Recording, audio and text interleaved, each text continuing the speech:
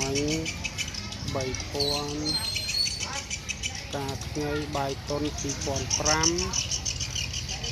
សពោះបាយកដាលមិនតឹងមិនតុនមិនរឹង2000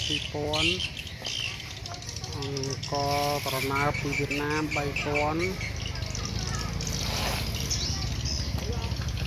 ម្លេះពីកណាត់បាយតុន1900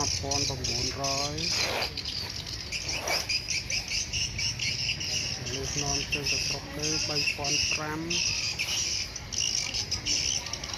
លេខលឿង2005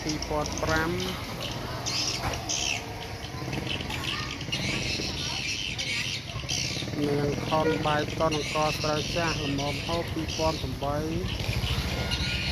បាយកដាលផ្កាខ្ញីលេខមួយនាងមិញធម្មតា2005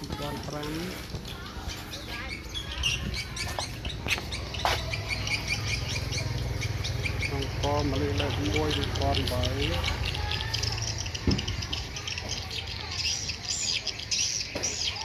ក៏រំលោភ